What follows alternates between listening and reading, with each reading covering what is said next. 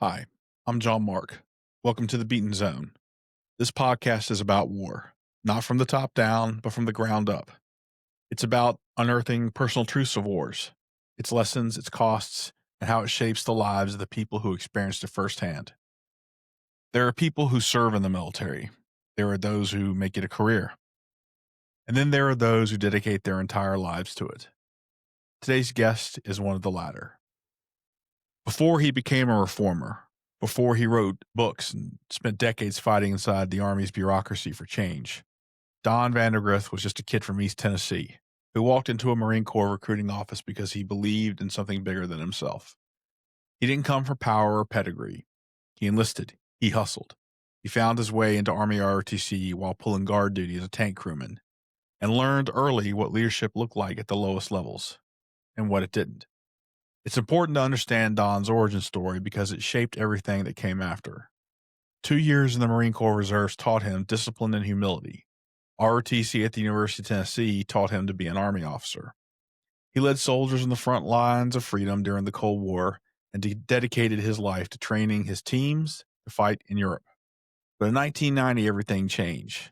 Don's big test didn't come in the Fulda Gap. It came in the Middle East, where he found himself supporting Operation Desert Storm. The coalition scored a devastating victory over the Iraqi army. But while the army and the nation took a victory lap, Don saw big problems long before his contemporaries. It all came down to leadership.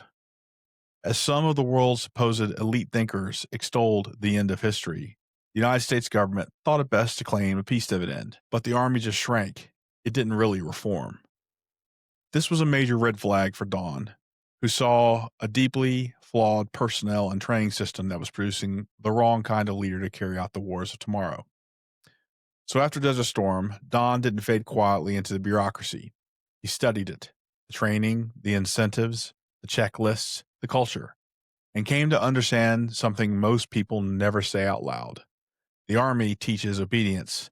Combat demands adaptability. Don experienced the challenges that come with being a reform-minded leader challenging the system while on active service. You have to be on your game at all times. You have to be willing to piss people off. You have to be willing to risk promotion. And that's what happened. But Don didn't throw in the towel. Instead, he dedicated the next 3 decades of his life as a civilian thought leader and reformer trying to fix the system. The global war on terror exposed many of the problems with the system that Don had previously identified. But even with this validation, Don found the Army and Marine Corps in particular largely unwilling to adapt his ideas at scale. But today's leaders, many of whom were students of Don's as junior officers and NCOs, are seeking his counsel, and with good reason. Anyone with a brain who understands the type of fighting our ground forces will execute on tomorrow's battlefield understands that it will come down to the ability of junior leaders to think and fight in distributed formations, often out of contact with higher headquarters, adjacent units, and support elements. This requires a special kind of leader, one the legacy professional military education model doesn't produce. Today, we're going to talk to Don about his wartime experience in Kuwait and Iraq, and his wars with the system, from fights with the Pentagon over professional military education to Afghanistan, where he fought with coalition leaders over how we were building the Afghan National Army, to the Marine Corps Warfighting Lab, where he fought to redefine what modern combat readiness looks like, and to his current work with teaching outcomes-based learning to the next generation of warfighters. And now, my friend and mentor and all-around great dude, Don Vandergriff. Don, it's great to have you on. I still remember our first time that you and I met in Afghanistan. And it's funny, like, I kept walking by you in the headquarters, and then I met with you a couple times, and you're such a humble dude. And someone told me afterwards, like, that's Don Vandergriff, right? I was like, yeah, I know Don. What's his story? And he's like, he's like a freaking like award-winning author. And I was like, wow, that's amazing. And so you were kind of hired on to be an advisor in Afghanistan. And we'll talk more about that. But I think to me, it really spoke volumes to you that you're just such a humble guy and you've got all these, accomplishments. And that's really one of the reasons why I want to bring you on today. So it's great to have you. Let's talk a little bit about your origin story. What made you as a boy in East Tennessee walk into a Marine Corps recruiting office at 18 years old? It's a great story because my dad wanted me to be a pilot in the Air Force. He was an Air Force veteran, proud of it. Mhm. Uh, I did we did instead of SAT, we did the ACTs in high school. And what was funny about that, I was in the middle of my class, 287 people grade-wise, like 299, because I hated the lecture stuff. I don't learn that way. But I was number 2 in the whole class out of 287. I was 286 on the ACT scores, math and history. Excuse me. So my dad's applied for an Air Force scholarship. So we went up, and where my grades were good, it was in math. So we went up to see the Air Force Colonel PMS, Professional Military Science at University of Tennessee, because that's where I wanted to go to school. Nowhere else. My dad had gone there and friends there, and I just loved the school. So in our interview, the colonel says, we're going to give you a STEM. They didn't use the word then, but we're going to give you a math scholarship. And we want you to be a scientist for us. I said, sir, I'm going to fly. Well, we're not going to, he was frank with me, which was cool. There was no fooling around. And I'd always wanted to be a ground pounder or an armor guy after Patton. I grew up loving military history. And so I said, sir, I'm not going to do this. And on the way home, my dad didn't speak to me. We spoke later, but this was in the fall before I graduated. So I decided, I need discipline. I need, even though my dad was outstanding as far as he was hard, but he was fair. Things like if you're not 5 minutes early or late, that's out of respect Yep. and all kind of stuff. Clean up after yourself when you borrow my tools. It's good stuff. A lot of self-discipline. But I said, I need more of that, because at the time I was a track star, believe it or not. And I was like 6'1", 155, 150. And I'd worked out hard before I went to Parris Island, but I said, I'm going to go join the Marine Corps and get a start that way. And a couple of my friends had done it a couple years before me, the same route I would take. And they said, I was a reenactor, a Civil War reenactor, and they said, this is what we're going to do. So I did it. And the day after graduation from high school, I was on the plane down to South Carolina and joined the Marine Corps and graduated. It was a 13-week course then. I think it's back to 13 weeks. Mhm. And we started out with 87 in our platoon and graduated 38. Their percentages are a lot higher now, but at the time, the whole military was coming out of Vietnam was 81 and growing, but the standards were incredible, the discipline, and I learned a lot from that. Gave me a What lot of self-confidence. is so you touched upon my second question, which is, what did you learn what did you learn from the Marine Corps? What were the things that it taught you? About how to deal with stress more, even though I was pretty good at it because of my father. He put a lot of stress on it, not abusive stress, just making us think. Matter of fact, I would laugh at stuff the drill instructors would say. One time, the series drill instructors, who I saw years later, great reunion. He said, "You'd be the guy. That's the lead guy in the platoon, carry the guide on. If you didn't laugh so much." He said, "I'm going to ask you, why do you do that?" I said, "Because it's being here at Parris Island, it's like being in my house with my father." He used sarcasm and to teach us a lot, make us tougher, and my brother and I. So it taught me self-discipline, taught me to deal with more with stress. It gave me confidence, self-confidence. That was the biggest factor Mhm. when I came out and then went to Geiger, the infantry school, and then became a reservist. Yep. Um, now, when you were in the Marine Corps Reserves, you were serving in the ranks. You achieved your dream. You were accepted to the University of Tennessee in parallel, Yeah. and you transitioned to Army ROTC. So, like, what struck you immediately about what the cadets were being taught about leadership and military life, and what you saw as an enlisted Marine? Well, the Marine Corps Reserve unit I was in was good. I Mm. mean, well led, and it was intense because along with where I had to work my way through school, doing that, I was busy all the time, which is good. But the University of Tennessee ROTC program at the time was the number one program. They had just won the Warrior Pacific Trophy. And then they had like 380 something. Today it's like 251 ROTC programs. And again, like I said, alluded to earlier, I had a couple of friends that were a year or 2 years ahead of me in the program, and they said, "Come on over, we've got a great program, we'll send you here, we go to school, we're top program, we have the Ranger program here for." So, it was a little more than a year, and the Marines released me with no trouble. Everyone was expanding. I was gonna go the PLDC, OCS route with the Marine Corps, but I kept thinking, I wanna be an armor officer, and the Mhm. Marines have 2.5 battalions, and the Army at the time was going expanding the over 30 squadrons and battalions. So I thought, and my dream was to be the Patton and so forth. The other thing I realized being in the infantry and enlisted is they let me come in with flat feet. And if after I did road marches, I was in a lot of pain Yep. and this would impact me later. So there Mhm. was all those decisions. And the program, they were doing what was called the simultaneous membership program, where I could go be at the rank of sergeant in a unit if they accepted me, and I got paid the stipend for the school, and all that in the early '80s added up for like $350 a month, which was probably about 1,000 a month today, and it allowed me not to have to work as much and focus on my studies. Mhm. And the local unit that I found was an armored cavalry, the whole 278th Armored Cavalry Regiments in East Tennessee, and they've actually served quite well in the recent years. So the unit was in Clinton, Tennessee, which was about 10 miles from where I lived. My first year, I lived with my grandmother, Vandergriff, in North Knoxville, but the reserve unit was the guard unit was only 10 minutes away. Uh, the second drill, they were on the old M48A5, which is actually quite a remarkable tank. Mhm. The second drill, they went down to Fort Stewart for what's called a Muta 9, a 4-day unit shoot and cruise. And I had my hesitations at first to be in the guard because the first weekend I was there was not very pleasant. All the officers, they left me there because they didn't know what to do with me.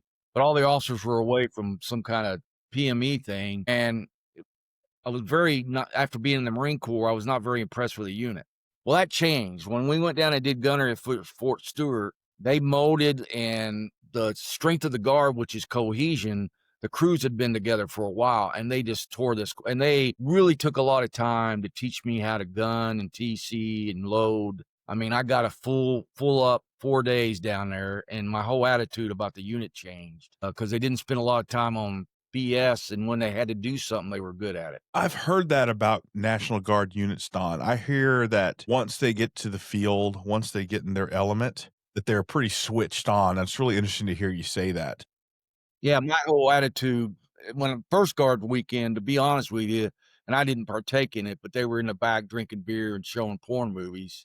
And then I saw, next weekend, which was a November, because I got out in a year and a half. Yeah, we went down to Fort Stewart, and it was just like everyone had changed. And again, the biggest thing was they took the time, the sergeant I had, the platoon sergeant I had took a lot of time I mean, he just, "Get in this tank, I'm gonna show you this," and it was a full run sprint learning how to be a tank crewman, and then after that, they just kept impressing me, and when they went to annual training in the summer, it was the same thing. It was just 2 weeks of intensity, and they were not the same people they would be at drill on the weekend. So you're now in Army ROTC in Knoxville, and you're also serving as an enlisted man in the Guard. So how did your time as a tank crewman shape your perspective on the officer education that you were receiving at the time? It was a serious impact, and I would write later in my book, and I studied a number of militaries throughout history and today.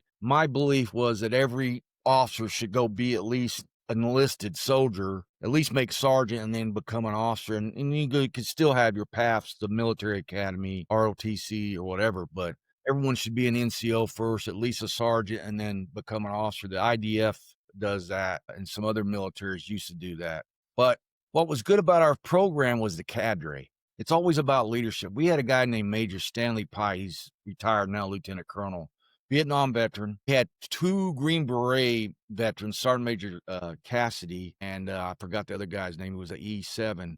And then we had Master Sergeant Trent, who was a light infantryman. We just had incredible cadre. And then we had Gary Kruger, who I was just talking to last year, and he passed away from cancer at 76, but he was an armor guy, Ranger qualified, and we ran as near a lot of the ideals in my books now came from things I saw there. We did free play exercises. We air assaulted into this training area west of Knoxville. We did forced marches. When you joined the Ranger company and earned your beret and your flash through a series of on-board testing and physical training, it was intense. And I could reflect on what I'd been through with the Marine Corps and in my sport days, and it translated well. So I was getting the details of being an MOS guy, tanker, And then when I got commissioned for a year and a half, they made me a cavalry platoon leader. Mhm. But the ROTC program at Tennessee was top notch. I mean, they trained hard. That should have been your degree in leadership, because you had to spend a lot of time if you were going to do well there. So it was just, I'm in a forum now I still stay in touch with a lot of my classmates, and it's just been a wonderful thing because we bonded just like you bond through harsh training as a unit. It's the same with us. We bonded and have stayed friends. We still link up. I linked up at a reunion in 2019 for any class that wanted to come to it, and we had like 49 people show up, and I knew most of them. So it's Mm. a wonderful experience from that point. There's something that you said, and a lot of previous guests have said, which is that early in their careers, they were shaped by a lot of the Vietnam veterans. I want to kind of touch on that a little bit. Did you get the sense from the Vietnam veterans that they were really doubling down on trying to make the Army better after the experiences of Vietnam? Because I keep hearing very positive things being said about a lot of the NCOs and the officers who were training some of our guests when they were junior soldiers. Was there like a level of commitment, a dedication, a determination? Hey, man, we're going to turn this Army around. It was incredible. Sergeant Major Massey was our Sergeant Major Green Beret, African American, who, after he retired a few years after I left, he became assistant provost of Tennessee. He was I'll give you an example. He showed me how to take care of people, but not taking care of them by being nice, by being like my dad was, a hard father, but he cared. So I lived with this guy when I moved out from my grandmother's because I was a young man. And we had an apartment, but we could barely make it. And he had found out that we were not eating right. So one day he shows up at our duplex place right off campus with crates of sea rations. Well, we had something to Love it. eat, and he sat there and said, "You guys can do a lot with this, cooking and all that." But Mhm. it was things like that. Major Pyatt was at the time, he was an infantry guy, Vietnam. He would lead by example. He would make us go out for these 10-mile runs every other day if we had aspirations to go further in our training after we became commissioned. But he always led by example. When we did the patrolling classes and the free play exercises, the cadre was always there. When we did our indoctrination to the Military Order of Tennessee Rangers, it's a 18-mile forced march. It's one of the, but you don't know where you're at. You're given faulty maps. Those guys were right there with us. Now they weren't carrying the rucks in the wet, but it was just a lead by example, which is so big with me. And I think we've lost a lot of that today. Mhm. And what really taking care of soldiers, Marines, servicemen, and women is really like. It's making sure the best. When I was on with Genghis, we talked about that. My feeling is my job as an officer was to prepare my men and women to win wars, but more so to make them better than me. When I was a cadre at Georgetown as the commandant of cadets, I told every one of my cadets, my job is to make you a better person, better leader than me. And I learned that at Tennessee ROTC. Yeah, 100%. And I think that's a real opportunity for the veterans of the global war on terror that are still in. That, when it comes to training, they know what it takes to survive in combat. They can pass those lessons along to the officers and soldiers who are going through the training pipeline. I would suspect, I would hope that that is deeply, deeply ingrained into those veterans as they're kind of training and preparing units for combat. They take that as a real sense of urgency. So we're going to fast forward a little bit, Don, and we're going to talk about your time now in active service as an officer as an armored cavalryman. Now you were commissioned during the Cold War, and everything, of course, during that point was really focused on Europe, right? And so you and your Yeah. and Korea, that's right. So you and your team trained for the Fulda Gap. That was it. But that wasn't the war that you got, right? So what was the mission of Positive Force? It was support the UN to stabilize the Kuwait Iraqi border and make sure that the Iraqs didn't come back across after all the US forces left. Had withdrawn. Yep. And also support the engineers that were putting out the fires and keep them safe. And they were going through and detonating all the minefields and removing the thousands of vehicles that were in great shape that the Iraqis had left behind. So you guys were charged with stabilizing the environment after the shooting had stopped. That's really interesting. That's a part of the campaign that a lot of people don't know a lot about. So my guess would be there were probably a ton of destroyed vehicles on fire all around you. There were probably the fires still raging from the oil facilities that were sabotaged Yep. or destroyed. It sounds like a very ugly battlefield. Can you talk a little bit about what the conditions were after it was all over? Well, yeah, the good part about the mission was we got nonstop training for 6 months. Mhm. We did 2 full up gunneries, we did a company level fire thing, and we did it on battlefields where the engineers would drag the vehicles and array them. So we were shooting at real tanks and BMPs and trucks and everything, but we had a lot of off limit places to go. But when we got there, the fires were slowly being put out. By the time we left, I think most of them were out. And so they were cleaning up the environment. Like I said, the UN was doing a lot of blowing up minefields and making them safer. Mhm. But you had to be careful. Like we actually had barracks on this old Kuwaiti thing, like now, 3-story barracks. And my entire company got one of those. And we went ahead and fortified it even further with wire. And then I told my boss I was going to do it. I parked the tank at the gate because of my fears of a Beirut, 83 Beirut, Mhm. which was very possible. And he bought into it. And it was pretty cool when I forgot his name. He was the acting CENTCOM commander. He had been the logistics guy who wrote the book Moving Mountains. He came to Sauce. He loved that tank with a full crew being parked at the gate and had to back up to let people in. He loved that. So it made my bosses look good for just pulling basic security. And then we had 6 strands of wire around our barracks. And my guys, to keep them busy because we were doing maintenance and training, but we had downtime, they took all these spare parts and ammo boxes and they built a gym. Because we had this area that was like a large room with an overhead, but it was outside. And they built a gym with bench presses and everything. So we were working out and people loved to come by. So it was a good experience from that point of view. One, it bonded. I just took over the company in August 1st and we left on 20 August. Mhm. So it was a great bonding experience because it was 7 days a week nonstop doing stuff. And I was able to bond with my company really close. And I ended up getting 18 months of command. Mhm. It worked out great. And just that whole experience was good for the point we were given mission style orders. And when you were designated as a platoon rapid reaction force, you were told, you had checkpoints to go to. We were called up a couple of times for infiltrators, and we boxed the guy in. He surrendered to us. Mhm.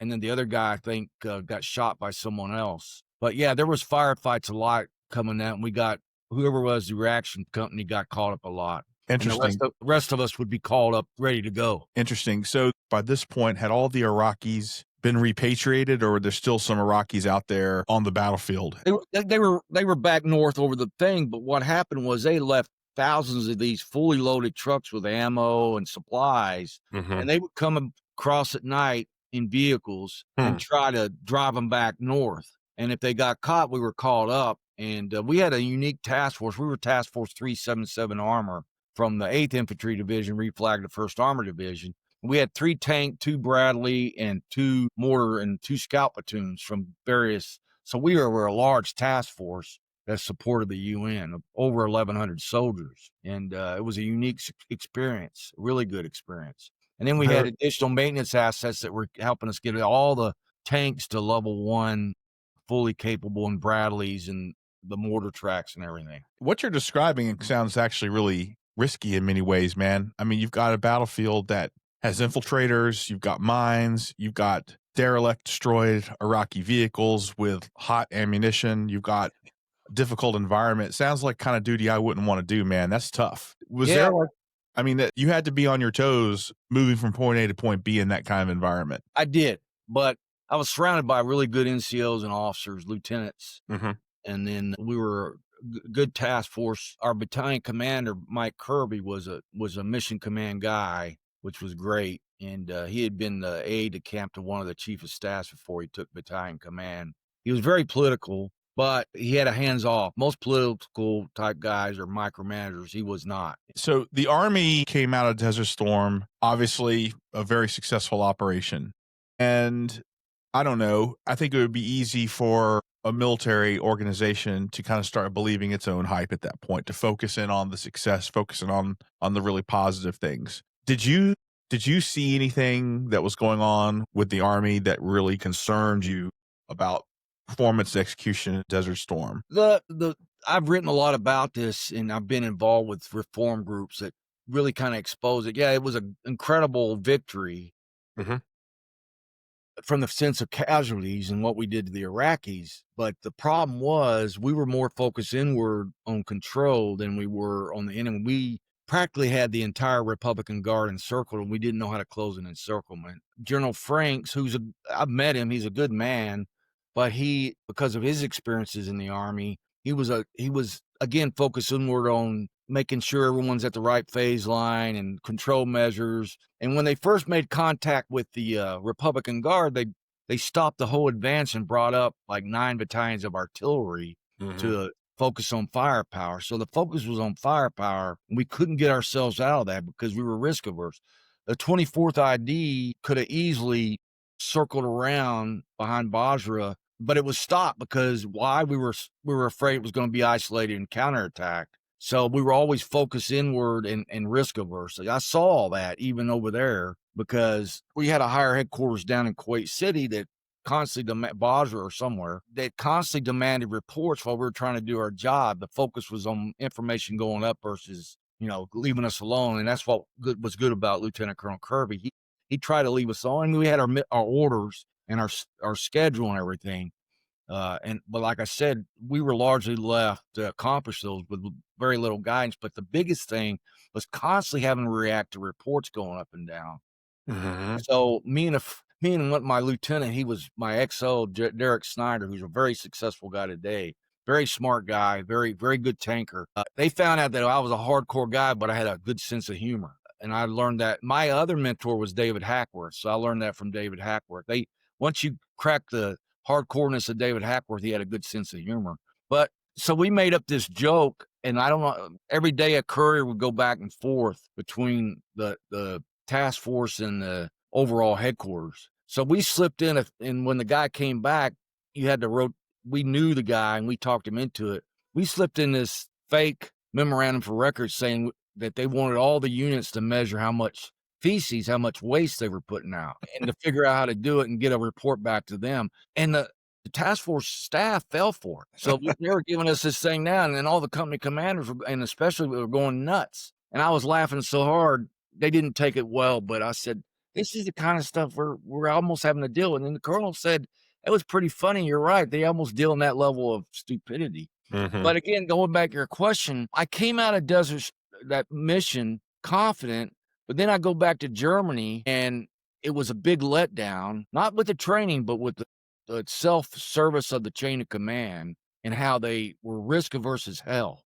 mhm, That was a bad thing. So, and when I got destroyed by a senior raider option 3-month OER that I didn't even need, it was a degradation from the great one I got in the desert. Basically, that's a kiss of death. mhm. You might as well go out and god dang get a DUI or rape someone, but it was a kiss of death. And the sad part is I got it for telling the guy something. He wanted me to lie to him, and I wasn't going to do it. Was raised that way. My parents were worried about that when I became an officer. But even as a skinny guy like I did, I would stand up to bullies and things like that. And I didn't win a lot of fights, but even though my dad made me box my whole time growing up, but the way I see it is when you're in the stress of combat, you've got to send accurate reports up and down. And if you're not doing that every day when you're in garrison or in so-called peace, you're not going to do it automatically when you go to the stress of combat. One of the things that I observed, what was coming through the media and what the Pentagon was briefing in its reports, it seemed to be like almost this obsession with kill counts, right? Like Yep. battle damage assessment was like a staple of the media. I hate to be so cynical, like kill count seems to be something that the military is obsessed with, at least from Vietnam through Desert Storm, through the air war in Kosovo. Because you always hear like, oh, well, McNamara focused on like body counts, etc., and didn't focus on winning the war. Is that something that the United States was just unable to shake after Vietnam, was like this obsession with battle damage assessment and telegraphing to the American people, this is a sign of progress in the war effort? We are a very short-term society. We see it every day now. And the body count thing, so McNamara brought a form of management style that Works can work decently in business. Actually, he came from Ford Motor Company. He Mhm. ruined the Mustang, but that's another story. But That's true.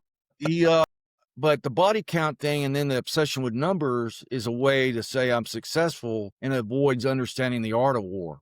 It's the science of war, and that comes from the reason America made great with business and corporations was the court, the great mathematician from France, Frederick Taylor, the great management guru of the early 1900s, late 1800s.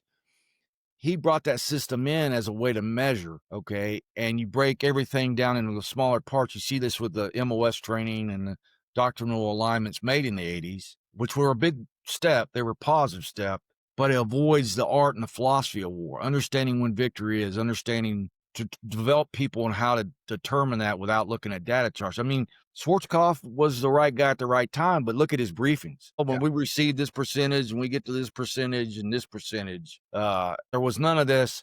Well, when we think the enemy, we feel that the enemy is weakening, we can exploit this, or they make these moves, or they're having thousands of guys abandon their post. It's time to attack. But that was the opposite. The Germans taught the art of war.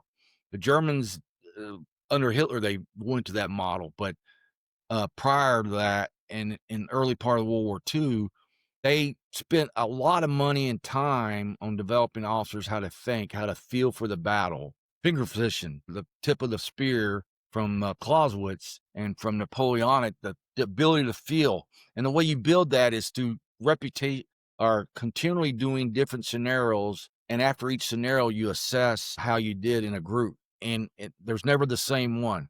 You don't train for the patterns or for the script. We, the opposite, felt that the basics meant that, and if we could do that, then it would take care of itself, especially in a mass mobilization army where see the Germans maintained a professional force. Now, they actually had the best cadre mobilization system up to World War II, uh, but they also took a lot of time to develop people on their strength of character because they felt you'll be so isolated on the real battlefield that you have to have strong strength of character to say what's right all the time and do the right thing when you're not being seen. Now Mhm. we speak that stuff real well, but our personal management systems do the opposite of that. And I've spent decades studying that. I'm still writing about it, Mhm. but it's remarkable. We can't get out of that mode now, with exceptions. John Shirley Wood of World War II was incredible at it. Lately, Grange was good at it, but it's just General Grange, his son, General Grange, the 2-star in the 90s, who I knew very well. You just don't have you. And Hackworth, of course, was incredible at it, but you just don't have that because our systems, our PME systems and personnel systems award immediate gratification. This is interesting. So we're a democracy, right? Yep. And so part of our duty as a military fighting a war in a democracy is that we have to communicate to the American people. And the way we do that is through press conferences, et cetera. And therefore you have media who are not controlled by the government who are asking questions. Yeah. So the military during time of war has this huge responsibility, which is to communicate to the American people, like what's going on, how are we doing, what's Yeah. the progress. So it's easy to see like how the United States military could focus on things like body count and we're taking X number of miles and this is where the lines are. I can understand that. But the issue I think comes because we're a democracy and an open system, our soldiers and the people on the inside, the people who are executing the war, people who are learning from the war, are listening to those kinds of reports, right? And instead of like focusing internally, we have a very different perspective, right? The American people could be saying, oh, the things are going swimmingly. But internally, we're saying, guys, we're not executing well. We're not doing well. Like we're screwing this thing up. And as a result, in my mind, the risk is we're buying into the hype that's being put out in public. Yeah. We think we're doing great when in fact we're learning the wrong lessons, when in fact that we're not doing as great as we should be doing. Yeah. And to me, it's a real challenge, especially today with social media. Does that make sense? That makes a lot of sense. It's good. It's a good reflection on what I just said, Mhm. that people can justify that. But again, if you reshape your awards and punishments, which is the personnel system, and your PME, uh, into models that we know that work versus models that didn't work, but we are in denial, then you can get people up there that can explain things in terms that people will understand. And you just and you'll have people that will fight the instant gratification. The body count is a great example because it got to the point in Vietnam where people were just killing whatever to be able to show a body count, and they were, of course, inflating it too, Mhm. because it justified their OERs, and Right. that's a whole another story in itself. But today, I wrote a whole article back in May when Stuart Scheller took over, finally got approved or cleared for his SES job. His question was, how do Mhm. we change the evaluation system to make people more ethical? And I wrote a whole article. And I know he said he's read it, but I wrote a whole article on how to do it versus everyone gave these one little signs and paragraphs. Well, we got to change it. I'm like, well, here's how you change it through philosophy and science, military art to make it work. Mhm. It's a total jump from what we're doing now. Yeah, yeah. We're gonna jump into some of your recommendations at the end, man, because you've got some really interesting ones. I do want to pivot a little bit now to like after Desert Storm. You became a champion for reform within the army, and let's face it, you challenged the system, man, which I love. But you've kind of paid for it in terms of promotion, right? And so after the war, what were the biggest problems you saw with the army in terms of how it trains and fights? Well, I went to the Marine Corps Amphibious Warfare School as the Army rep, and Mhm. that was right before I took company command. And then I go to down to the desert where commanders are given free leeway on basically how to train and do their missions. So I was spoiled. At Amphibious Warfare School, we were under General Al Gray, who was in my opinion, the last great commandant of the Marine Corps, who implemented maneuver warfare. And part of maneuver warfare is they call mission orders, but it's mission command. So and then I read the Maneuver Warfare Handbook by William S. Lynn, which I co-authored the new one with him 2 years ago. He's a great friend and family. I mean, he's part of our family actually. But what I came back and I had that, and I was like, I'm not I'm not blowing my horn. I'm just trying to give you contrast how the system was. I was named the top guy in your group 85 for armor, and they got me right there out of AWS. I was number 2 out of 187. They got me some army schools to green me back to the army, and then I went and got there, and they put me right in command. That was their what they were trying to do with me, and it went great. And then I get back to Germany in January of 2000 or January of 92. Yeah, 92. And I'm under William S. Paul Lenz, the brigade commander. And everyone told me he's a yes man guy. Just do what he says, crazy stuff. And we were at this inspection. And what I really took pride in was my officer development program, the stuff I was doing. And the evaluator would get up there and says, man, Alpha Company's got an incredible officer professional and NCO professional. He does tactical decision games. He does staff rides, blah, blah. And the training is great. They go out. I was doing what's called, when we weren't deployed in the field, I was doing tank jousting. No one else would take it. We had so much training money and brand new miles. They had these local training areas. I was taking my guys out every week and letting them fight each other with other ones I was doing stuff no one else would take the risk because of this guy, Colonel Lenz, who worked for General Campbell, by the way, at U.S. Army Europe before he became brigade commander. And I met the SGS, Secretary General Staff, who became a friend of mine later. And he said, you got screwed by Lenz. General Campbell's greatest regret was keeping him from being a brigade commander because he was such a horrible, toxic leader. So he wanted me to lie about showing up and inspected my soldiers for dog tags and IDs card. I said, sir, I get in early 5 o'clock in the morning, and I knew other guys, commanders, wouldn't even come in for PT, and I was coming in for PT and doing training stuff. I said, no, sir, I don't inspect my guys that's the NCO's job. He got all mad and started degrading me. And I said, sir, I didn't mean to get. And then he was disagreeing with the evaluator, saying we were the best company in all the inspections. And he said, I know that's not true. I don't know how that can be. He just did not like me. Mhm. So he left in April and he gave all these guys senior rater option OERs, 3-month, senior rater option OERs, and he gave me a less than perfect evaluation. And I came out of the Gulf or the Operation Positive Forward with a top notch OER, give battalion command, 2 of the best commanders in the whole task force, blah, blah, blah. And I got a degrade. And after that, the Army basically didn't want anything to do with me. And I was going to quit and get out because I knew what it meant. And my wife looked at me and said, everyone else is kicking the can down because it was a drawdown. Mhm. Everyone else is kicking the can down the road. Says, why don't you do something about it? Because you love being a soldier. So I started researching and writing. Well, I had another command after that for 19 months, a headquarters company, and I did great with that. But the Army, they just kept going back to that one. And that's the zero defects part. And I even had two, I even appealed it twice. The second time, it was the first PERSCOM in Germany, and the guy that was the deputy director was our neighbor in the Sullivan Barracks area.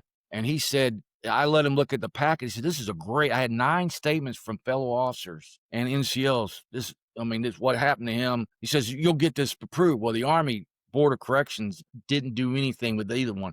I just said I wanted his part blacked out because Kirby gave me a great write-up in the action. So the Army just didn't even accept it.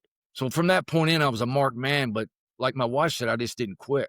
Mhm. So I started getting into, and here's the amazing thing. As I started my research, I thought, well, the Army says it's so good, I won't find anything. You wouldn't believe, John, Mark, the stuff I found, all these reports, especially later on when I got back to the States, on how bad the personnel management. There was a comment by a board member one time that the enemy couldn't design a better system to ruin the U.S. Army. So, but there's a lot of details there we could talk about later. Sure. But I So- got to Germany, but when Lenz left, they sent him to CMTC Hohensfeld to be the COG, Chief of Ops Group, to be the Chief of Ops Group to evaluate units. So this guy named Joe Krozik came in, and one of my best friends knew him from 3rd ACR. Says, Don, I know you're having trouble with that Lenz guy, but Joe Krozik will be the opposite. Well, Joe Krozik, he just passed away, unfortunately, 2 years ago. But we stayed in contact. Krozik came in, he got all the company commanders, everybody together. He says, I'm going to evaluate you on 2 things, how you do at gunnery and how you do in maneuvers like Hohensfeld and anywhere else, free play maneuvers. Because if you do everything right, you'll be good at those 2 things.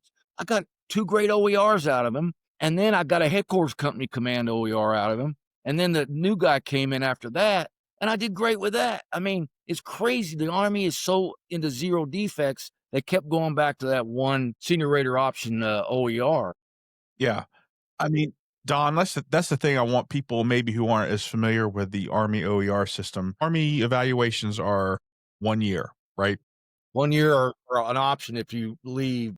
Yeah, we'll talk about options in a second, but basic package is 1 year. Now, within that 1 year, senior raters are, which is what the promotion boards really look at, their comments. Senior raters are allowed to give X number of tops, Y number of seconds, kind of like the Marine Corps. The Army has this idea that the only people that are going to get promoted are the people who fit in the top block, right? Yeah. And the senior rater is only allowed to give X number of those. So what they'll oftentimes do is they will do what you describe, which is we'll do senior rater options. And why do they do that? It's because they want to be able to give more of the top blocks, right, to their boys. Okay.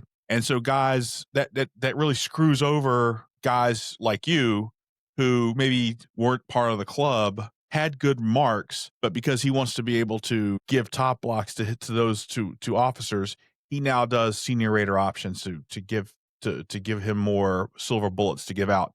And that is gaming the system. John Is Mark, that what happened to you? here's the other part that really bothers me, the upper out system. So they play this game where they can kill you with faint praise. Mm-hmm. And it's an ethical violation of the officer corps. Instead of confronting you and telling you they're screwing you, years down the road at a centralized board that you don't even know who's on the board, they look at that and that's where they make the decision of what happens to you. Unlike me, who knew the system already, because I've been reading everything I could on it. I read Hackworth's book as soon as it came out, and so I had an idea and other stuff when I was at Fort Irwin as commander of the recon.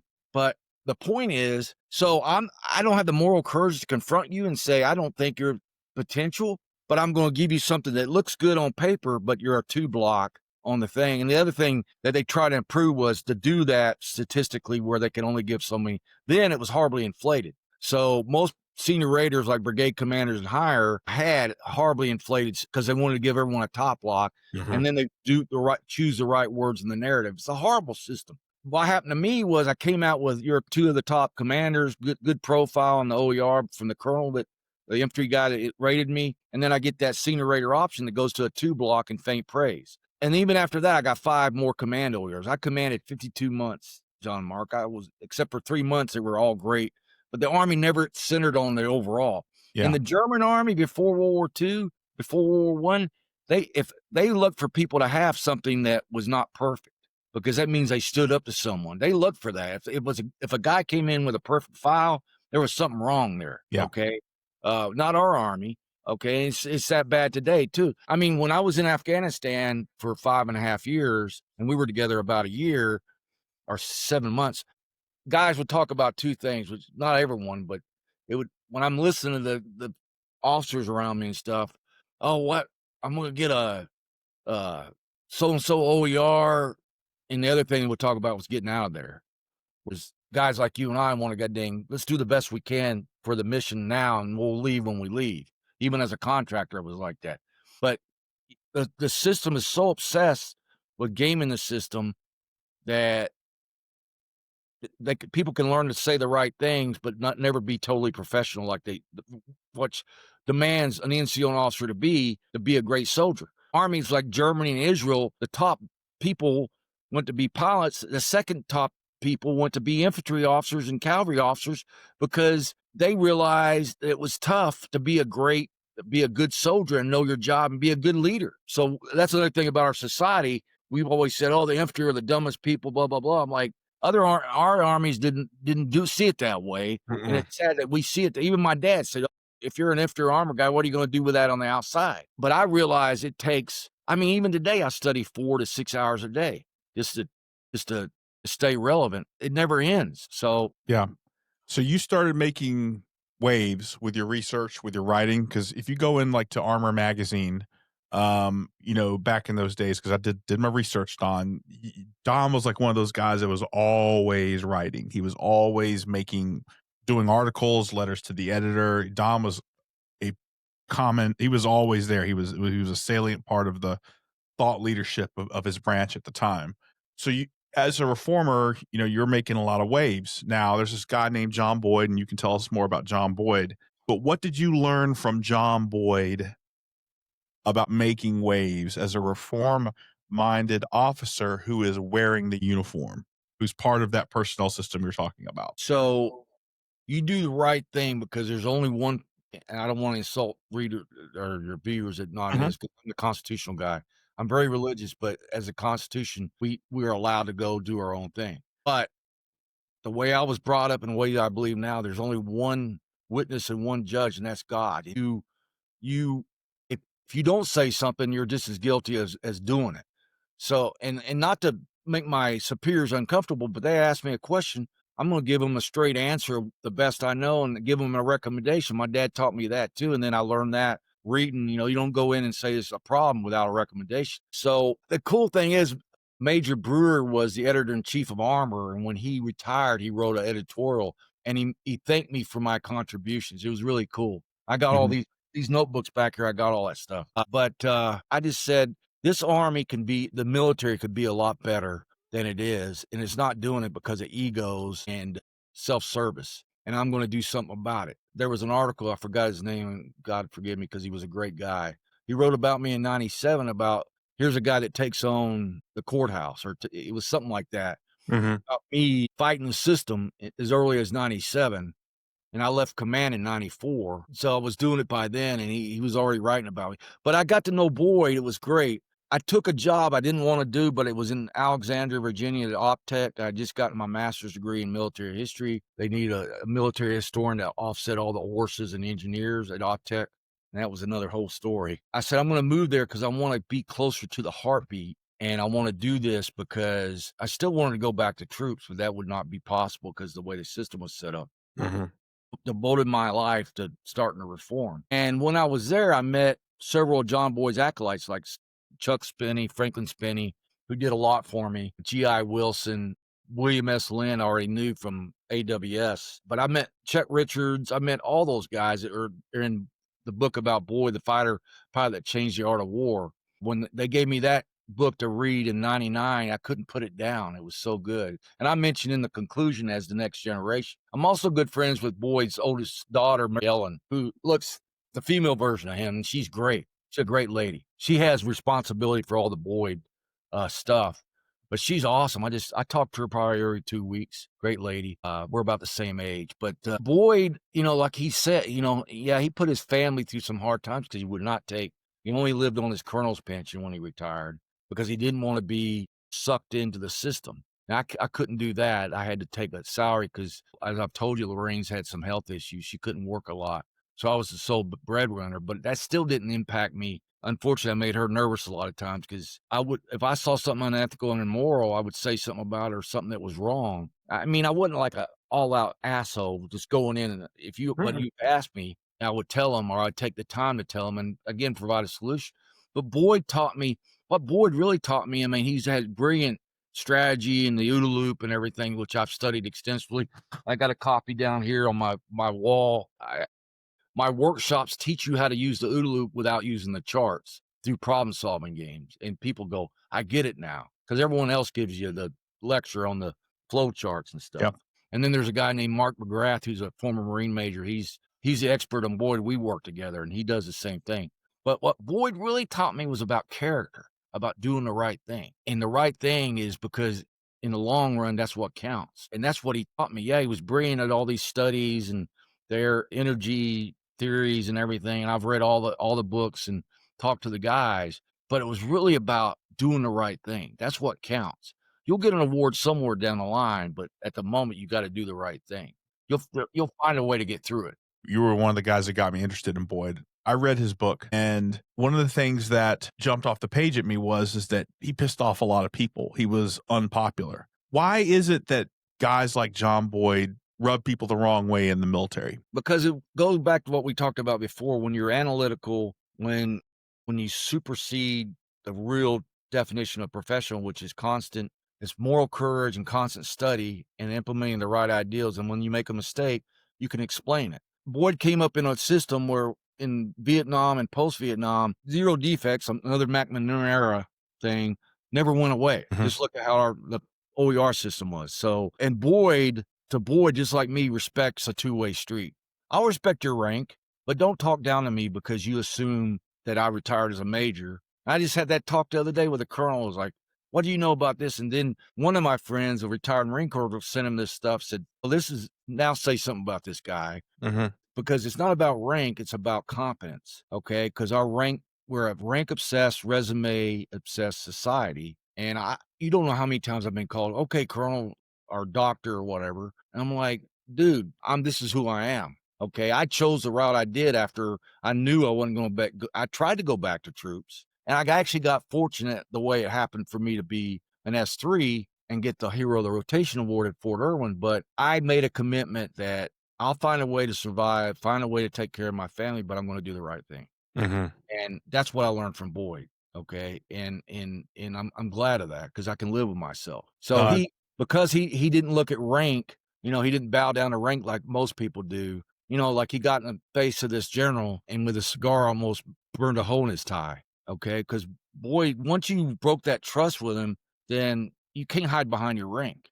I believe, in my experience, people who were real critical thinkers, people who had the guts to kind of like step out of the game a little bit and challenge things. You're right. The system does not incentivize that.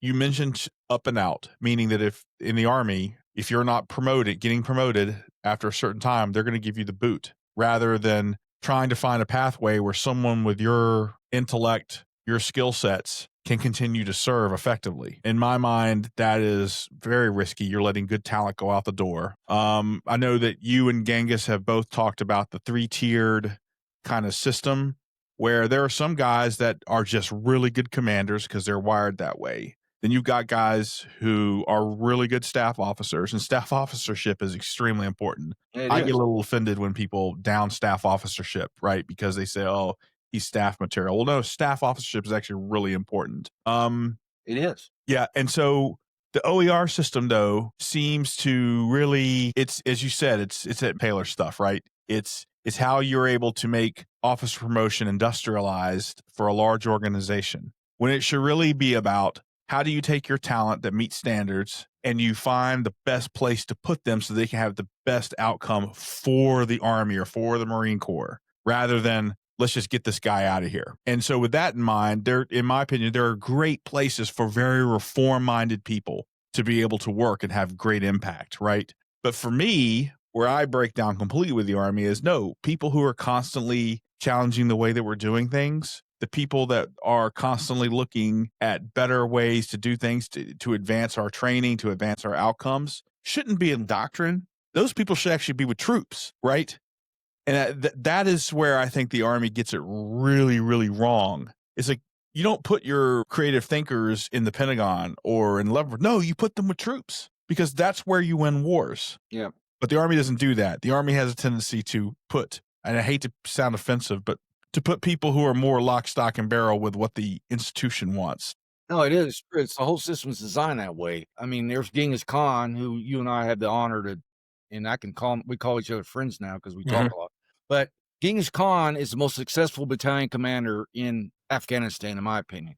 Okay, I kind of knew of him, but not well until he was on Mark McGrath's, the guy, his podcast. And then I'd already been listening to the Sentinel for months. And I'm like, man, I love this guy. I was trying to contact with him and all that. And he probably gets a lot of that.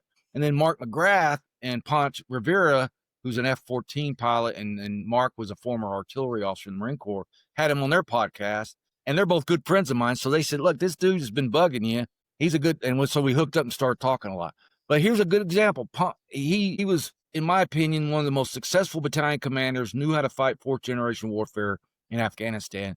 But because he was so much better than McKenzie, and they made up stuff to get rid of him because he didn't fit the institution. That's how the institution, and what's wild is it's not a conspiracy theory that the Army developed a horrible personnel system.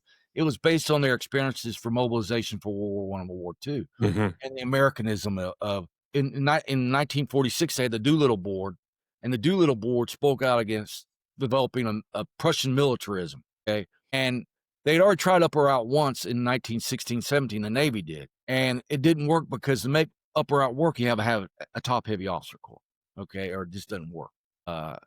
And the other problem with Upper Out is, like you said, so Marshall and Eisenhower and Bradley and everybody met after the Doolittle Board, and they said, we got to be ready to mobilize to fight World War III with the Russians. And the mobilization that started in 37, 38, and ran through 43 for the U.S. Army was a disaster. Why was it a disaster? Because now we did good in World War II because of strategic errors by the Japanese and Germans. Okay. And our guys did fight hard. I'm not going to take nothing away. The guys on Normandy and in the Pacific, we adapted because we had such a big industrial might. But we took the wrong lessons. We're like, well, we got to develop in post-World War II is this officer corps that has a lot of experiences but no depth. That's how they're moving around all the time. So when we expand, we can put them in all these new jobs and they have experiences in a lot of things, but no great experience or professionalism. That's how that's the American mobilization system. The Germans, on the other hand, had what's a cadre system, and the Israelis. And how that works is you get really good, and we kind of had that before World War II, and we missed it completely. Ridgeway, 4 company commands, and tons of troop experience, okay? But when we expanded, we had a regimental promotion system where we had a lot of retired guys on active duty. Marshall had after the 41 Louisiana maneuvers, hired 500 of them. Yeah. So when they're looking at mobilization for World War III, they're like, we got to keep our guys young and vigorous because before World War II, we had 500 guys that couldn't do field maneuvers and wasn't up on the times. And Marshall's one of our greatest leaders. He saw what happened to him, and he was trying to Americanize the solution. And there's other solutions out there, but we had just won World War II. We're the greatest power in the world. So everything we did was great, just like after Desert Storm. So they came up with the American mobilization system with Upper Out, where you'll have a bunch of experienced officers with very little depth. And then they started the OER system in 1947. It was not much different from the one today with blocks and all this stuff that came off the industrial method, so, and it got vastly inflated real quick because the Army after World War II did not shrink like it did after World War I and after the Civil War, drastic. So as a result, they're real professional and innovative guys like you were talking about, and what I talk about, were far and few between. We were lucky to have Hackworth survive the 50s. The only reason he did was he was a Korean War hero. That's where he got his battlefield commission. He was a stud, incredible. And he just happened to land a couple of guys when he came back to command a company in Germany in one of the battle groups, the Pentagram battle groups, which was the reaction to the nuclear warfare. He just happened to have a guy that was a great mentor and commander. So it landed him good. And then he went to Vietnam and commanded his first of 325th, First Airborne as a major. And he was able to do so good he could get by the careers. He hated them, but because he was so good, he could slide by until it just hit him in the face. Like, the way we're doing this is totally wrong. And then when he spoke out in 71 on issues and answers, but before that, he went to General Johnson, the chief of staff, when he was working at the Pentagon as a lieutenant colonel, and went in and talked to him because Johnson wanted to meet him. He was already highly decorated and highly, kind of like Genghis. And so he had an audience with the Army Chief of Staff, Johnson, and he said, "Sir, we are doing this war completely wrong. We're doing the training wrong. I could fix it." And he had written a lot of stuff in his job in the Pentagon, which was in training, to fix it, and they just ignored it because we were in the mass production. We applied everything from the assembly line, from Frederick Taylorism, which Ford was not the assembly line guy. It was Frederick Taylorism. Ford took everything for him and took the credit, which is fine. But he went in there and said, "Look, sir, the way we're doing it," and he had the moral courage to do that. And Johnson said, "I appreciate it," and Johnson was the one that thought about going to resign over to Lyndon Johnson because the war was going wrong. And he said he had a total collapse in moral courage and didn't do it. He was going to resign over how the war was being fought. Mm-hmm.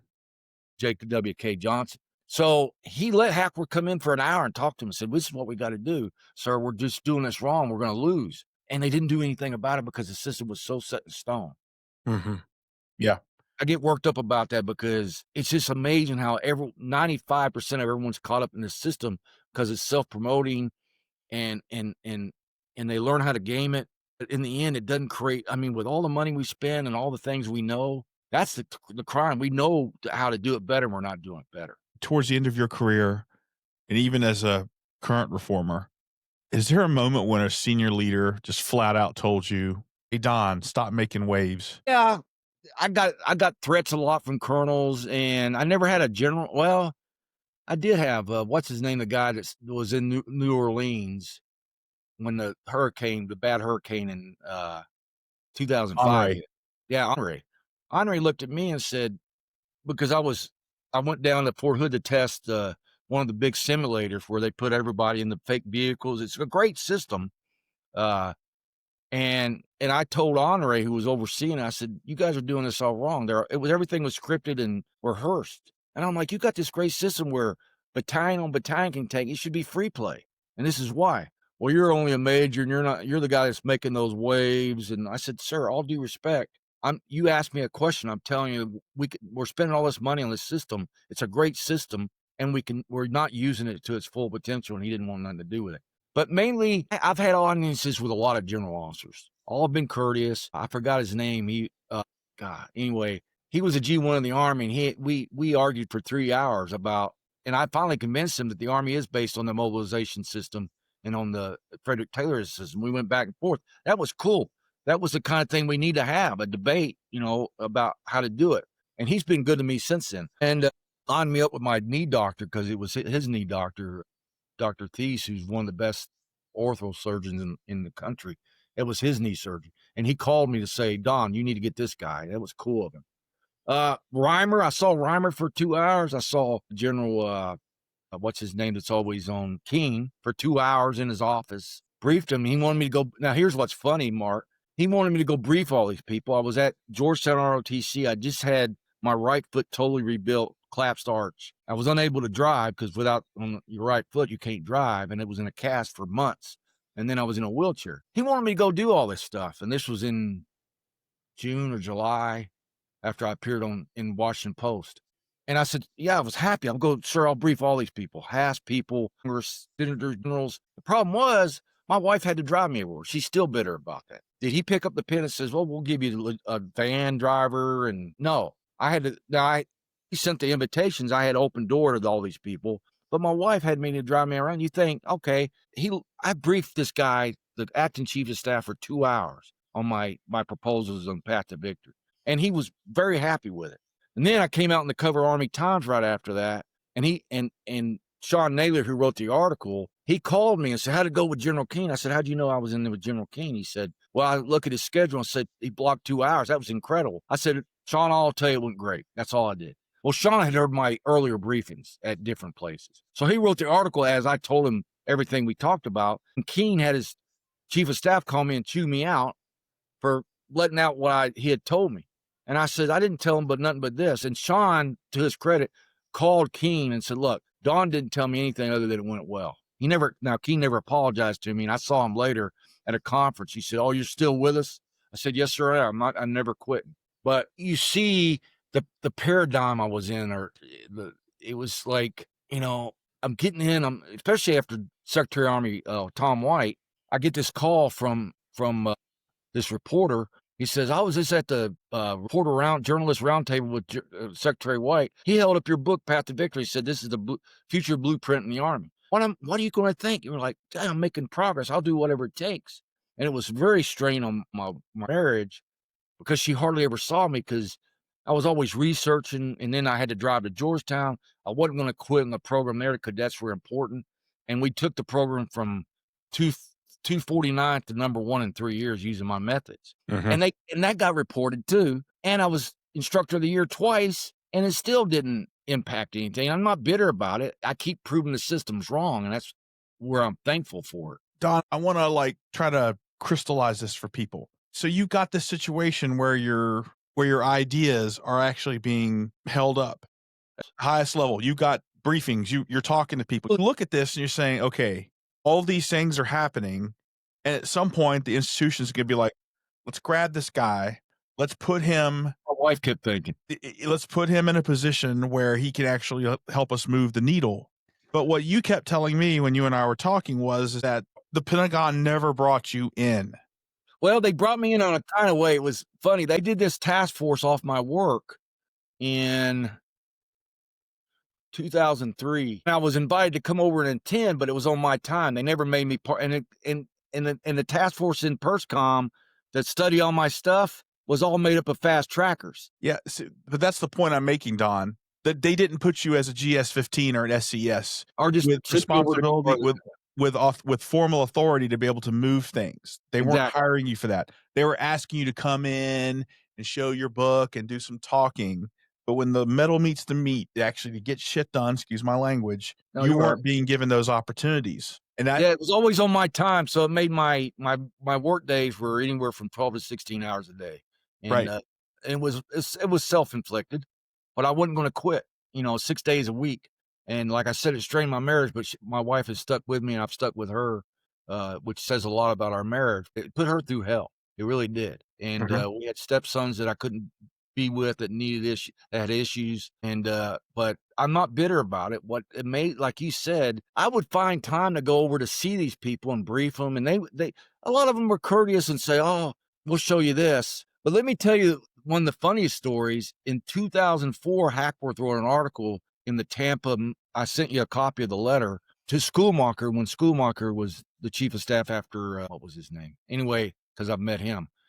Anyway, Schoolmaker, a direct letter said, you got to do what you just said, John Mark. He said, General, you got one of the most brilliant guys and I hate saying that, but that's what he said. He says, you got to do something. Let this guy help fix the Army. And Schoolmaker sent me a nice letter, but that was it. It was because he was saying, I want to tear down PERSCOM.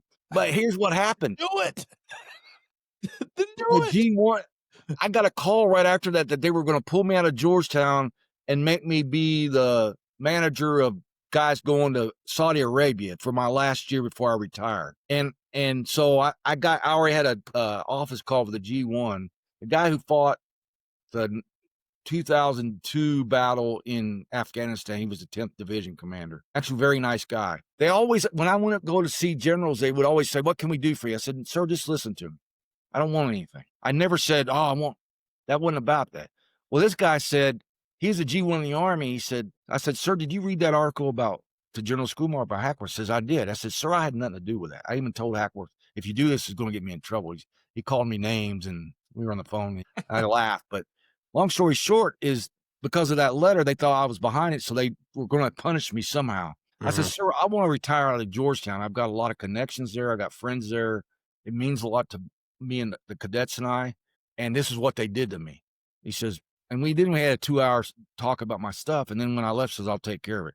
Next day, I opened up my email from my branch guy, says, void all orders. You're going to retire out of Georgetown. But that was the only time I asked for something. Yeah. Yeah. That's interesting. I listened to your story, Don. And again, I see examples where people will cherry pick. Oh, look at this really great article. Or, yeah, I had a 2-hour office call and Don and I discussed like these things. Look at this guy down in Georgetown. He's doing all this great work. And it's like, okay, so let's empower this guy. Let's put him into the institution and let's give him a budget. Let's give him a team and give him the authority to change things. Now, people will hear me say that and they're like, that's oversimplifying things. You don't know how the Pentagon works. Dude, like, if the Pentagon's working a way that doesn't allow the Army to make the necessary reforms it needs to be able to fight and win, then stop pointing to that system as like you don't understand the way the Pentagon works. I don't want to understand the way that Pentagon works. I want the Pentagon to work, to make right?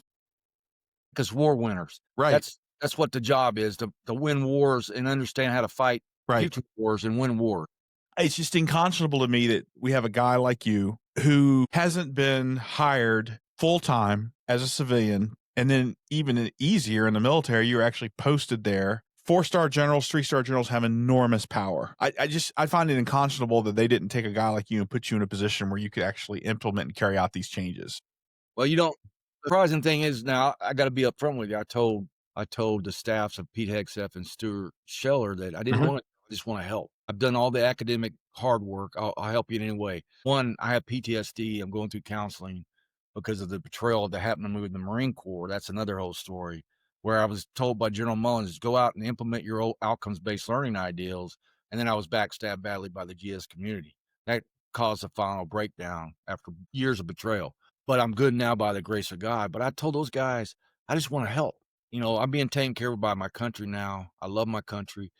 I've been blessed with the ability, the discipline, the research, and find all this stuff, and then experiment with it like I have. And I just want to help. And I have heard they read my stuff in the staff at the J1 or G1, whatever it is. Scheller has told my friend, I got a good contact there. He's reading my stuff. So that's good news. But again, you think they would, you don't know how many people, when Trump got elected and they knew Hegseth was going to be the Secretary of Defense, at least 30 people said, we're going to write or call him and said, he needs to make you Undersecretary for Personnel or whatever. And no one ever reached out. And I'm not disappointed in it. I'm not. They have a lot on their plate. They're taking over a ship where the whole crew hates them. But well, I mean, Don, I'm just gonna inject my own personal opinion here on that. I mean, it's because DC is DC, man. If you don't go to the right schools, and I put right being right schools. I know. If you didn't go to the right schools, if you don't wear a nice suit and you don't play nice at parties, okay, or you don't rock the boat too much, it's hard to find those types of jobs. Oh, I know. And I believe me, man, I've been to plenty of networking events myself where, people say, that is really interesting. I need to give you some time to talk to these guys, or I'd like to have you come in, and they never follow through. I just think that there are just so many people in this town that are very, they're just polite and they don't really mean what they say. It's just my personal opinion. That is not Don's opinion. That's my personal opinion. So, you never really left the Army and the Marine Corps. You advised senior leadership in Afghanistan on developing Afghan security forces. You did a whole bunch of treeship. I want to talk a little bit about outcomes-based leadership. That's something in your huge body of work that you're extremely proud about. And can you tell us a little bit about what outcomes-based leadership is, and kind of talk to us a little bit about how it was accepted in the services? Well, what was great is it came about by three different groups, myself included as one person. It was outcomes-based training and education. And a guy named Colonel Casey Haskins, who was one of the best trainers I've ever met in the Army, he commanded the training battalion and brigade at Fort Leonard Wood that has all the different schools. He did it there. And then when he went to Fort Benning, he commanded the infantry training brigade there. He did it. And then when he went to be director of military instruction at West Point, he implemented it fully. And the guy before him did just the opposite. It was all processed. Everyone hated DMI because it was like 127 slides on FM 7-8. She brought me in, and then there was another group, the asymmetric warfare group. That's gone now. They were a great idea. They were invented to circumvent the system, but they were largely made up of Delta and former SF guys, great guys. I got awards from them and all that. We came up with all this stuff, and what it is you're mastering the basics, but you're not doing it the rote memorization way. You're doing outcomes-based learning is you're developing adaptability at the same time you're training tasks. And the way you do that is you use problem solving scenarios to interject. Like they did the rifle marksmanship, but the way they did rifle marksmanship, instead of having everyone fearful all the time, they had to hold their weapons. They taught them how to hold the weapon properly. They taught them, and then they would let them critique feedback. They were involving the students in all the critique, and they would largely tell you, and they do now, because I still teach the workshops. And every time I teach the workshops, everyone from police, corporate, military, they all go, "Can you teach our bosses this stuff?" And they also go, "This is." Before we knew it, the day was over. It was so intense. Like I said, I teach the OODA loop through problem solving. I don't do it with briefings or lectures. So what happened was when I was coming out of, I was getting tired of what I was seeing in Afghanistan in the summer of 2018. And there was kind of a coup because we had just did one of my courses for the Afghan staff at Ministry of Interior, and the Afghans loved it. I even had two of the first female lieutenants go through it, and they were both my honor graduates because the way they were treated. Well, the higher ups were, and then there was an article written about what I did in the whatever the RS newspaper was. And now it kind of embarrassed people because the way the Afghans and NATO hated the PowerPoint stuff. So someone made a fake letter that I'd violated all these rules and stuff, and they moved me back to the RS base in Kabul from where I was at, airport where we were at. And then they tried to make me go through some remedial training on how to do PowerPoint. It was horrible from this guy that was supposed to be my supervisor. And so I resigned and came home. Well, as soon as people knew I was resigning, General Mullen, Bill Mullen, who just passed away last year, God rest his soul, great guy. He just took over Training and Education Command, which is the Marine Corps version of TRADOC. And he wanted me. He hired me right away to be a consultant. Now, I had to do it through a contractor. I couldn't do it on my own. But the contracting group I worked for really supported me. And we were making an impact. Why? Well, my direct boss was G5 named guy named Whitman. He's at the National Defense University as an instructor.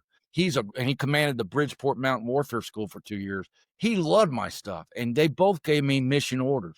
Go out, teach this stuff wherever, write articles. I had articles published in the Gazette, but the GS community hated it because no one wanted, we got the deputy of the G3 of TCOM told me, "Oh, we got this great system. Marines know how to do this stuff." I said, "You're not doing it." And every time I taught it, everyone, captains and majors would come by and sergeants said, "Man, we need more of this stuff. This is the way to teach." So it's teaching through doing, but it means that the guys that are the teachers or gals have to be kind of like a Jedi Knight. They got to really know everything in order to facilitate. But there's no more scripts, no more lesson plan. I mean, you've got an outcome for your class and some notes. But it teaches critical thinking. And I've seen you run these classes. I used to work in a Silicon Valley company. It's honestly very similar. Seriously. You get on a whiteboard, you put up a scenario, and you run through the scenario. And the key to making it all work is critical feedback. And so everyone has to basically check their egos at the door. Yep. No one here is the smartest person. And we're going to have this intensive kind of like discovery of the problems. The problem changes over the course of the discussion. There's continuous feedback. And by the time you leave, you come up with a solution for how you deal with this problem in a way that no one thought about when they went in. I've seen it. It works. Well, here's what I told you about the first period when I was briefing the generals. So when I went, after I retired in 2005, I went to work I was hired by General Kevin Burns. I sent you the article that guy wrote about him and I. Mm-hmm. And then he gets fired. But they kept me on. And I worked for a great guy named Ricky Smith, who was a colonel and then an SCS at Arctic Ford. But he gave me free latitude. And guess what was happening with AWG and Haskins? We even had conferences that AWG sponsored and had everybody from TRADOC there teaching OBT&E and my stuff, which at the time was Adaptive Course. I forgot the whole name, ACM. But anyway, and I changed it to OBL for the Marines when I went to consult there. And I got third place Institute of Land Warfare contest. I got 3 third places. So when you get 1, 2, or 3, they publish your papers. And then one of the chief of staffs of the Army, I forgot who it was, he had been in Afghanistan too. He sent out, there was this one book where I wrote the whole chapter about OBT&E, and he loved it so much, he sent it out to every Center of Excellence commander to read. So I was getting invited everywhere, John Mark. It was like that same period when I was in Army Times and all that stuff. But this time I had logistical support. I was being paid to do it. So I was thinking, we're going to make an impact here. Well, then General Hurtling, who's always on CNN, was the deputy TRADOC commander, and he basically put out an email blocking us from Why? going What was because the he said reasoning? the way the Army basically we had him at the conference, the OBL conference held at West Point in 2008 or 7. Let me remember. Anyway, we had the conference up there, and he was there, and Casey Haskins and I tried to brief him on OBTNE, and later on over a beer, we both said, "That's the dumbest guy we've ever tried to talk to." He thought what the Army he was we call him Suntan Six. He was a pretty boy, and he said the Army already does everything right. You guys are disruptors. Because what they realized, if they adapted OBTNE, now OBL, this is what happened with the GS Mafia at Quantico, you have to change everything that supports it. Okay, we got everything in stone. It worked fine. That's what they would tell me. I had a colonel call me at a conference in front of everybody. Says, we're already doing this stuff and we're doing it fine. We don't need your insults. I said, sir, I'm not insulting. I'm just telling you what you got to do to be better. A good military organization always evolves and gets better. Once it stops doing that, it becomes irrelevant. I would always give my biology lecture about what kind of organisms survive and what kind of organisms die. The Yeah. ones that won't adapt and evolve. And that's what the military is doing right now by keeping the same industrial age personnel system, the same industrial age PME. So one of your questions, well, I'll jump in there, but if I had 5 minutes with Pete Hegseth, which I hope I do, because I think he's doing a good job. I think his speech on the 30th of September was outstanding. But I would tell him, you got to reform PME. Before the personnel system, you got to reform PME to make people critical thinkers, starting at ROTC all the way up and using OBL. Maybe I've been brainwashed by Genghis, but my personal experience working with the Marine Corps is the Marine Corps is a much smaller, it's probably a more nimble organization than the U.S. Army. Did OBL have greater traction in the Marine Corps? In pockets where, like Colonel Whitnam, Dan Whitnam, when he took over Bridgeport, which was a colonel level command, a great place for him to be, he adapted it completely. He had me, myself, and Dr. Bruce Goodmanson, who's a great friend of mine, go out there twice for a week and teach this stuff. And those guys were contacting me all the time. And thank God he gave me some work in between being late, being fired and fired again. There'd be, whenever I taught this at a course like Infantry East, Camp Garrett down at Lejeune, they bought into it and they were trying to implement it. But there was a lot of resistance from the GS community. But I would have people all the time saying, man, we're trying to implement your stuff. At the War College, I forgot his name, there's a doctor that teach a wargaming class, which the students love because it's OBL. And then we worked a lot together, especially on how to do AARs, because we're crap at AARs. Just like you said, what your example with the Silicon Valley thing. The audience itself has to do most of the talking, and they're going to end up telling you what they did wrong and how they improve it. But when they get lectured at, which is most of the time, it don't work. So I just had lunch a month ago with a sergeant major that ran the senior NCO academy at Quantico, and he used it. He told me all the stuff he did with it. And they brought me in because both the Army and the Marine Corps are looking at OBL now, but they don't know how to implement it, and they refuse to hire me. So Yeah. Yeah. That's crazy, man.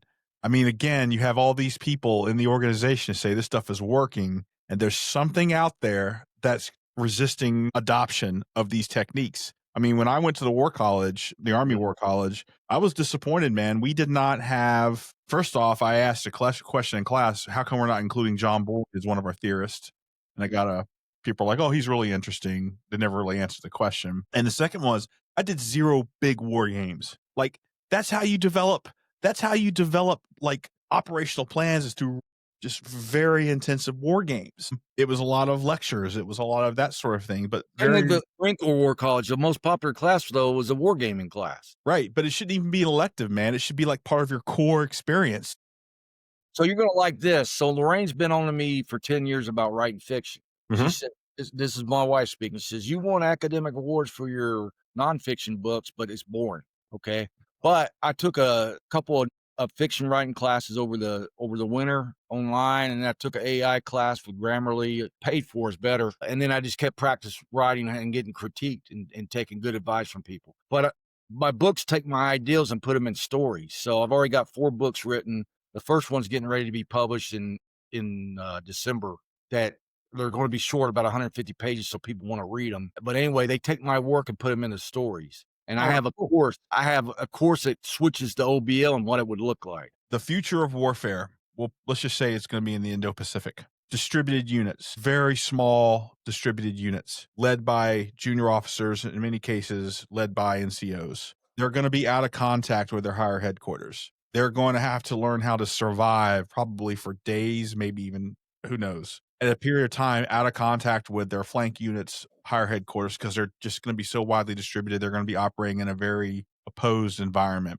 That's going to require leaders who can think critically, who can make decisions themselves so that they can survive. Seems like a really good opportunity for the military to adapt its training methodology to something that's more like outcomes based training, right? And so you got 5 minutes with Secretary Hegseth. You already mentioned to him, we've got to adapt our training, how we train leaders so that they can survive on the future battlefield. What other recommendations would you give him in those 5 minutes about training the type of leaders that we need to be able to lead our troops in these future environments we're going to face? Well, the templates exist. I'd say certs already exist on how to do it at every level. You have to first you got to purge the schools of all this non-military stuff, which he's starting to do. But I'm finding out there's still a lot of people out there because I've got a lot of contacts.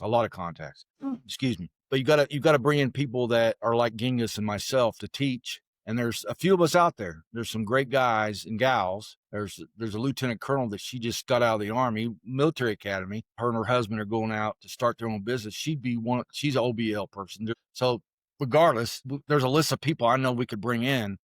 And then you got to start at the very best of ROTC, military academy, and OCS. And then Casey Haskins was able to change the advanced course for a while down infantry advanced course, minor arms advanced course, and do all this stuff. He did it, and and the students loved it. So the data's there. Army Recon course, when we changed it completely from 2009 to 12, as well as DMI, the surveys from the students were, this is incredible. This is the best learning I've ever had. It was tough, but it was great. I mean, we need to do this everywhere. So we got the templates, sir. I can implement them. Let's start out with, like I said, because if you do it at the beginning, our big mistake is we need the basics first, and then we'll teach them adaptability. Well, you already get them in bad habits, so you got to reverse that. Okay. You got to teach critical thinking and adaptability first alongside tasks, and then they evolve the right way. They evolve how to do mission command and maneuver warfare, and then you've got to do it all the way to the top. And it's the curriculum, the program of instruction has to consist of largely TDGs and war games, free play war games. When I went to AWS under Gray, we had 7 free play war games. Guess what role I always played? I always played the OPFOR G3. They always put the Marine student ahead, the commander. That's fine. He just sat back and let me run it. But man, we had free play exercises in great AARs. That was under Gray, and that went away after I left. So, like you said, we would change all the PMEs. We'd have to put like-minded professors and teachers in all these things, and then make it an award to be an instructor. I'd change that name. It needs to be a facilitator, not instructor. That's a age term. But it would be an award to be a facilitator at a course. I told Branch one time, they told me you had too much command time. And I said, there's 2 places a captain should be. He should either be a commander or an instructor. Okay. The best commanders, Erwin Rommel ran the infantry school in the 30s. Okay. The Germans put their best, and he was the highest award, Pour Murray, Blue Mat, or the Medal of Honor for the Germans. He was made an instructor and ran the course criteria and all around war games and TDGs and free play exercises. That's what it would consist of. So, Don, I think you would also probably need to advise the secretary on obstacles. I think he's been in DC long enough now to know that just because the secretary puts something out doesn't mean that it's going to happen, right? Yeah. So what are the other things he's going to have to do to help ensure that this guidance is carried out? Well, I'll train a cell of people to go to each course to train the trainer. But again, like I said, there's still a lot of cultural Marxists in these courses at all levels. They're at the War College, they're at the Command and Staff College, they're at the military academies. Unfortunately, he's purged some of them, and that's good. A good start. He's doing great stuff, like I said. But there's so much left. There's more than they realize. There's a lot more cultural Marxists that put ideology before military effectiveness, way before, that are still, they're just waiting them out. They're going to wait them out and say, oh, he might be Secretary of Defense for 2 years, and we'll wait him out. And they're willing to do that. I know that for sure because I get contacts all the time about these people. And tying it back to the personnel system you talked about, what changes does he need to tell service secretaries to implement about tying in outcome based learning to how commanders are evaluated and how commanders are assessed for their ability for promotion or subsequent command. We don't have enough time here to do it, but I have a whole detailed stuff that posted for Stu Scheller to read and pass on to the staff. But it goes on measures of effectiveness. It goes on outcomes. PME and our OBL teaches you to fail and learn from mistakes because we put you in situations where there's no way you can succeed. Like the Star Trek movie when they played that war game, there's no That's right. way to succeed to see your character. It's the same the Germans did. They gave their cadets hard missions. I mean, it was possible to win. It wasn't impossible, but just to see how they could stand up under pressure. We have to do that. And we have to tie that to the personal evaluation system. Innovators. We can award innovators. We can award people with experiments. The one thing they can't violate are the two things is unethical behavior and immoral behavior. And because they're stupid or incompetent, getting someone hurt or killed. So Yeah. that's the criteria that's zero defects. Everything else is not. Yeah. Well, Don, I know we're short on time, so we're going to go ahead and wrap up. I look forward to bringing you back on for subsequent conversations. But I want to thank you for your time and thank you for your willingness to choose the harder ride over the easier wrong. And, you paid a professional price for it. But I would argue that someday, as you look yourself in the mirror, you can at least know that you did the right thing. And I applaud you for that. No, I'm glad that we've been friends for as long as we have, and it's great to see you again. You look great too, and thank you for having me on your great show. Thanks, brother. You take care of yourself, okay? Okay, you too. All right.